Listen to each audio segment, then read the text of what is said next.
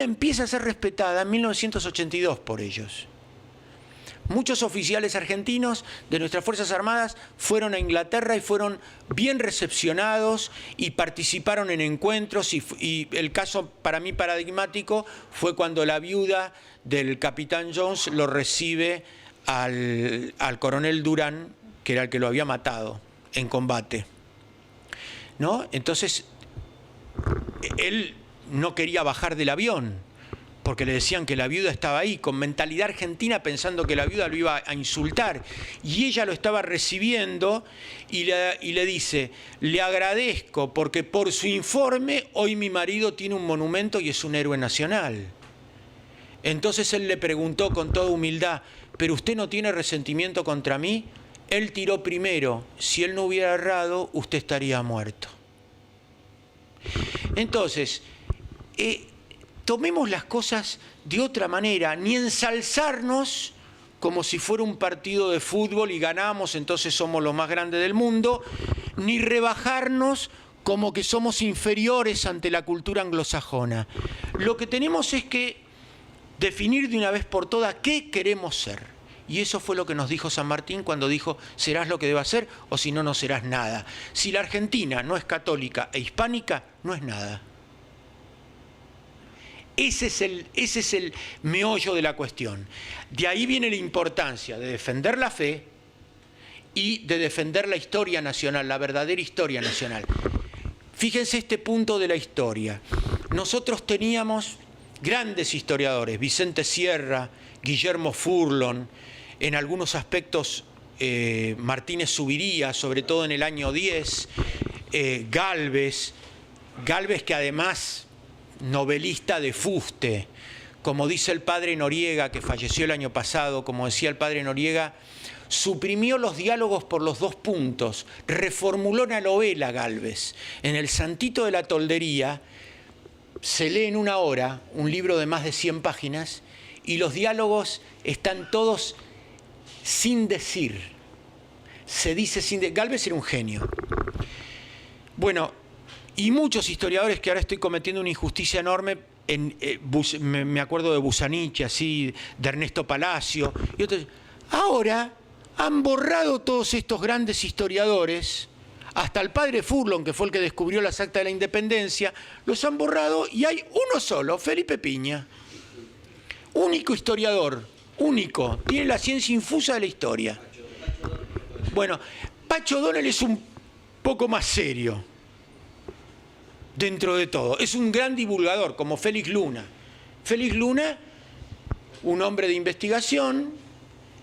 Los grandes historiadores dicen que no es lo más grande, pero fue un gran divulgador. Muchas cosas hoy se conocen en parte gracias a Félix Luna, por su trabajo en la revista Todo es Historia, que me parece una gran obra, ¿no? Y también una muy buena pluma. Pero Felipe Piña,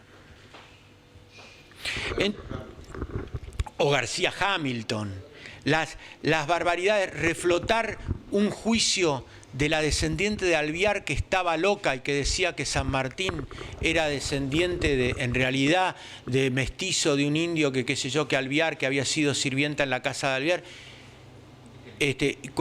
Una mujer que fue internada y murió en un hospicio porque además decía que ella era hermana de León XIII, que era el papa de la época.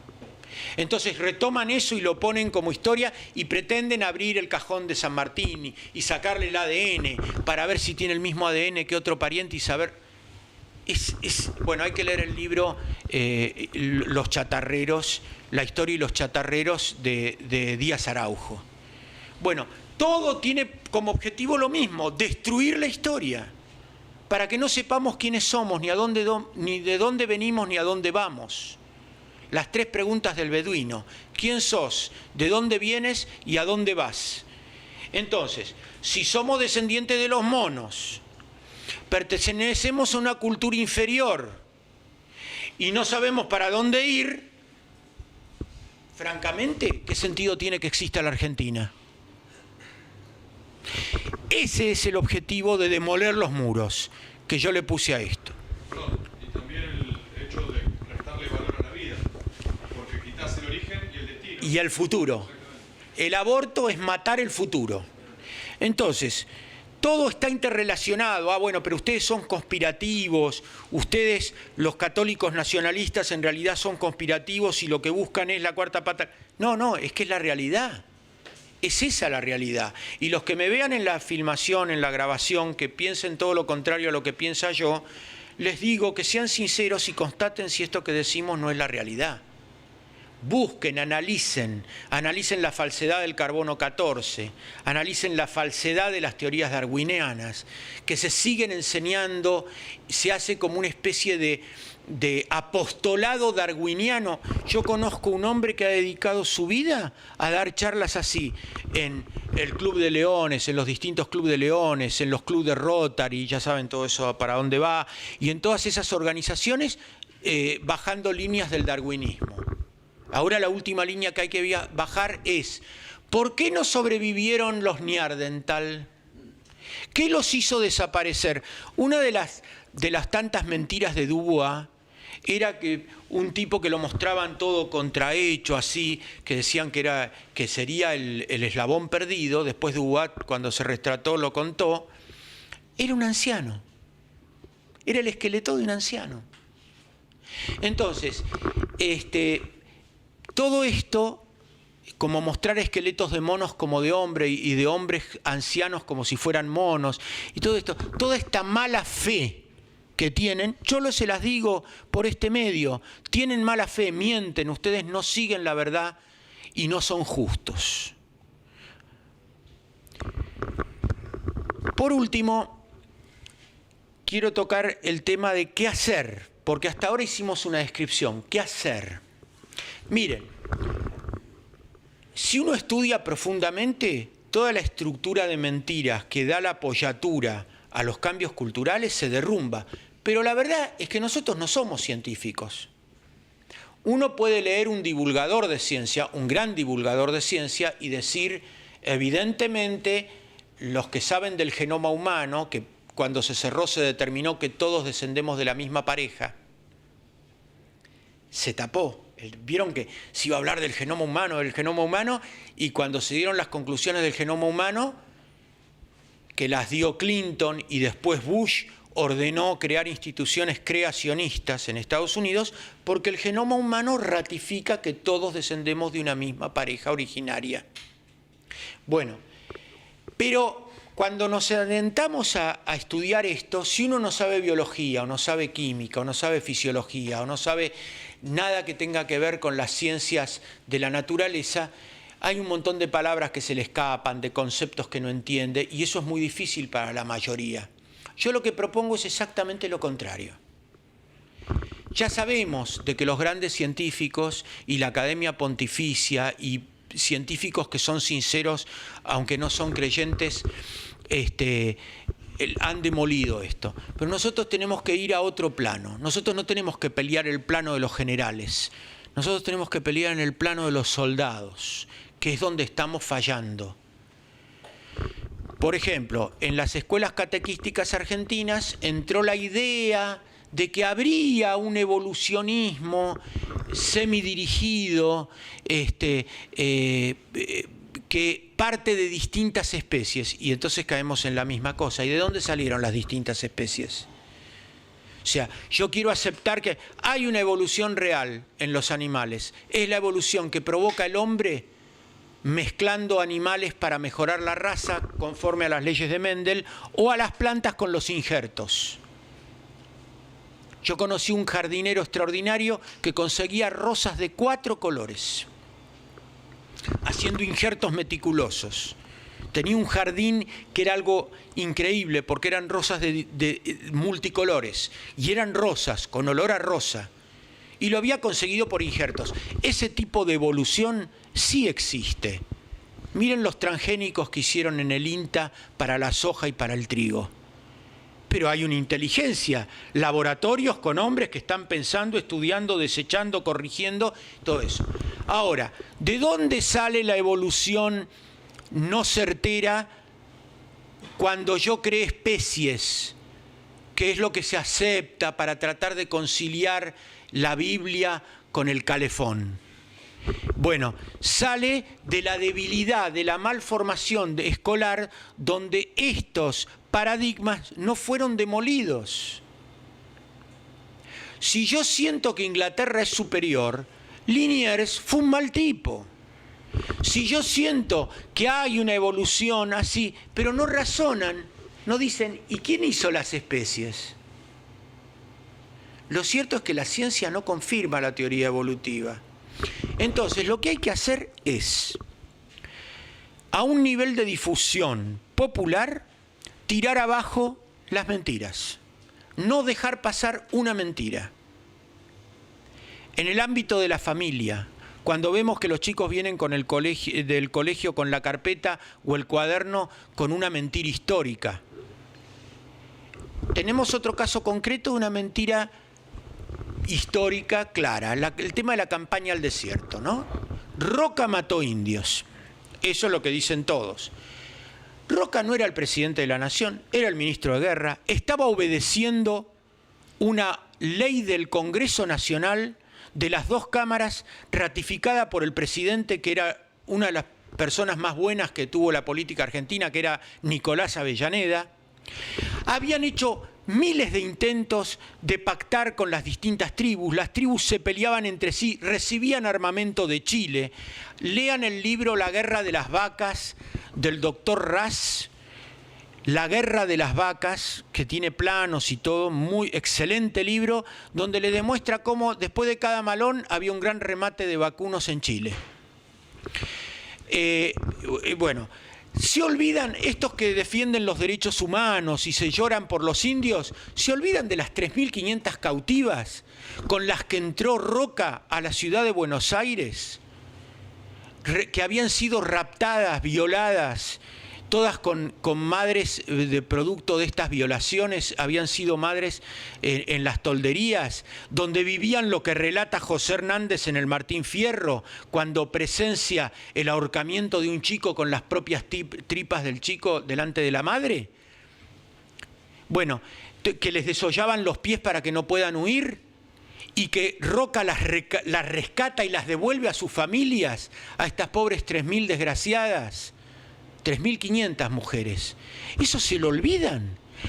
Y se olvidan, no puedo callar esto, lo tengo que decir, se olvidan de cuando acusan de genocidio al ejército argentino en la campaña al desierto, que según el censo que hizo Estanislao Ceballos, había 13.000 indios en toda la Patagonia, y cuando en el año 1881 se rinde el último cacique, había 15.000. ¿Cómo era posible eso? Que se rinde con 3.000 lanzas. ¿Cómo era posible si en el censo había menos, que el censo es del año 1870, había menos que 15 años después? Si hubiera habido genocidio, obviamente se tendrían que haber rendido al general Winter 1.000 indios. No, se rindieron 15.000. ¿Y cómo fue la rendición de estos indios? La rendición de estos indios fue abrazados a Roca, a quien lo consideraban el compadre, aceptando el grado de coronel del ejército argentino, que era mucho mejor pago que el de capitán que le daban los chilenos, esa era la realidad, aceptando las tierras de Salinas Grandes, que para ellos era mucho más de lo que tenían porque eran nómades, y Sinamuncurá, que era el cacique ecuménico de todos los indios, se consideraba hermano de Roca. ¿Por qué ahora lo consideran a Roca un criminal? Y cuando el superior salesiano le promete a los indios que si se rinden y le pide a Roca que no haya más combates, los indios iban a recibir medicamentos, instrumentos de labranza, les iban a traer maestros para enseñarles a labrar la tierra, o sea, los iban a llevar del grado de decadencia en el que tenían a superarlos. ¿Y saben ahora por qué hay tan pocos indios? Porque los indios se mezclaron. Son Rodríguez, Pérez, Fernández, Santos, Durán. Entonces, esta falacia es ¿por qué? Porque si destruyo a Roca, y no estoy hablando de alguien católico, Roca no fue un buen católico y provocó conflictos con la Iglesia graves, pero si destruyó a Roca, destruyó la presencia argentina en la Patagonia. ¿Y a quién le puede interesar que la Argentina no esté en la Patagonia? Entonces volvemos a lo mismo. ¿Y Darwin qué es? Y la teoría de que Liniers había que fusilarlo porque llevó a la Argentina al atraso porque no permitió que vengan los ingleses. Y siempre caemos en lo mismo. Siempre caemos en el Gran Oriente. Siempre caemos en los intereses británicos. En Greenpeace, que es la manera que inventaron ahora para meterse en todos los gobiernos, aparentando ser lo que no son. Bueno, volvamos al poder hacer. ¿Se puede contradecir esto? Sí, se puede contradecir, porque como decía Jerry Mander, una hoja bien repartida puede demoler campañas televisivas muy costosas, libros muy costosos. Entonces, yo lejos de poner pesimismo, pongo esperanza. Digamos la verdad, informámonos, demostrémosle a la gente con los propios diarios la mentira de los homínidos. Palabra que hay que saber. Homínido, hay un montón de palabras nuevas, ¿no? Que son discriminación, homínido, homofobia, en todo lo que no hay que caer, ¿no? Sin ser políticamente incorrecto. Y pueblos originarios. Y propiedad indígena, que no conocían el derecho de propiedad. Bueno, entonces, podemos contradecirlo, distribuir los buenos libros de divulgación que los hay. Ya, el trabajo ya está hecho, no lo tenemos que hacer nosotros, simplemente hay que prestarle atención. Ya hay gente que se ha preocupado.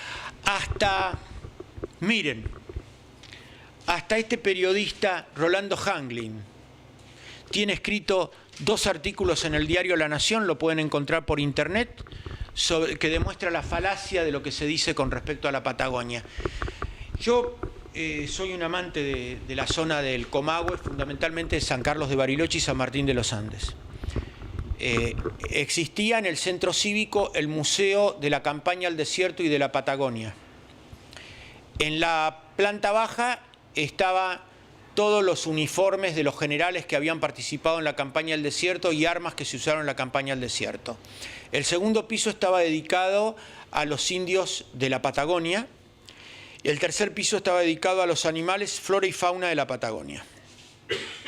Hace 4 años volví, después de muchos años, a Bariloche y quería volver a ver el museo. Suprimieron todos los uniformes de militares. Nadie sabe dónde están. Los uniformes de los generales Arana, del coronel Fontana, de Fotheringham, de Winter, de Villegas, de Victorica, de Roca, desaparecieron. Desaparecieron todas las armas de la campaña al desierto, donde uno podía ver de que no iban con una ametralladora Gatling. Había una ametralladora Gatling de 6 fierros rectos en peine, tipo piano, ¿no? Que para los que no saben, una buena carga de caballería les pasaba por encima. Y de hecho ocurrió muchas veces. En Piedra del Águila, los indios destrozaron a un regimiento de caballería argentina, los mataron a todos. Y tenían armamento dado por los chilenos también, por el ejército chileno. En las tantas idas y venidas en la frontera que había y este robo de cabezas de ganado que empezó, ¿quién? Carreras, los hermanos Carreras, que después San Martín manda a fusilar, porque llegaron en el primer malón con aborígenes chilenos y llegaron hasta Santa Fe, se llevaron más de 20.000 cabezas de ganado y provocaron un caos tremendo que impactó mucho en la vida política de las provincias del Río de la Plata. Y San Martín, cuando agarra a los Carreras, lo fusiló. Por eso en Chile lo odian a San Martín. Esta es la causa por la que lo odian y por la que nos odian a nosotros. Carreras era muy popular. Bueno, entonces, veo que suprimieron los uniformes. Veo que arriba, donde estaba dedicado a las culturas indígenas estaban arrinconadas y habían reemplazado por enormes litografías donde mostraban el genocidio a los pueblos indios, así, el genocidio a los indios, y donde se contradecían, porque estaban las estadísticas de aborígenes, y cuando uno llegaba al final, como les acabo de decir, había más indios que al principio. Genocidio es la aniquilación de un pueblo. Uno puede hablar del genocidio armenio, puede hablar del genocidio de polacos, rusos, etcétera, en la Segunda Guerra Mundial, judíos y no judíos, porque la ligaron todos ahí, ¿no?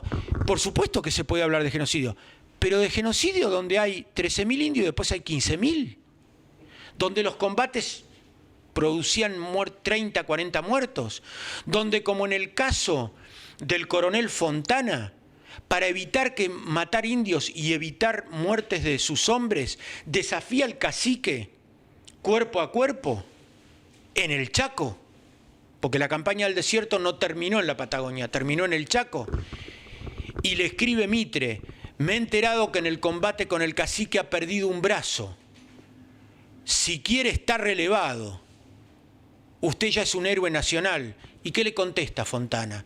Mi general, todavía me queda el brazo derecho para trazar los límites del Chaco. Y funda resistencia. Entonces, no podemos hablar de estos hombres, estos seres minúsculos que hablan ahora, hablar así de un Fontana o de un Pedro Rosas y Belgrano, que entregaba todo su dinero y su sueldo para pagarles remedios a los indios. Bueno, cuando Rosas estaba por enfrentar en la batalla de Caseros, venía el cacique Catriel con 15.000 lanzas y Pedro Rosas y Belgrano. Venía a participar de las guerras civiles nuestras, a favor de Rosas. Entonces, que había hecho la campaña del desierto anterior, que fue un poco más sangrienta que la de Roca. Porque los indios peleaban, no porque Rosas quisiera matar indios, lo que menos quería era matar indios. Entonces, esto es vergonzoso. Les termino lo del Museo de Bariloche. Entonces, en un momento, veo que hay un sable con armas como estas. Los españoles mataban a los indios, a los aborígenes, originarios. Ustedes saben que los españoles nunca estuvieron en la Patagonia. Los únicos que llegaron, pobrecitos, fueron los jesuitas Mascardi y sus compañeros, y se los comieron los buriloches. España nunca dominó la Patagonia, apenas hizo algunas exploraciones. Entonces voy a ver el sable modelo argentino 1909. Entonces yo digo, ¿puede ser tan infame la mentira que están haciendo de la historia nacional?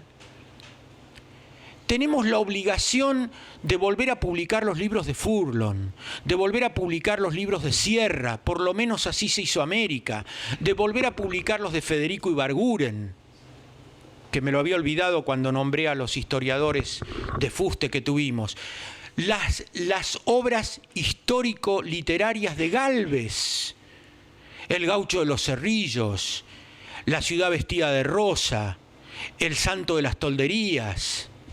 Seferino Namuncurá era el príncipe ecuménico de los indios y quería ser sacerdote y quería llevar la religión católica a sus hermanos.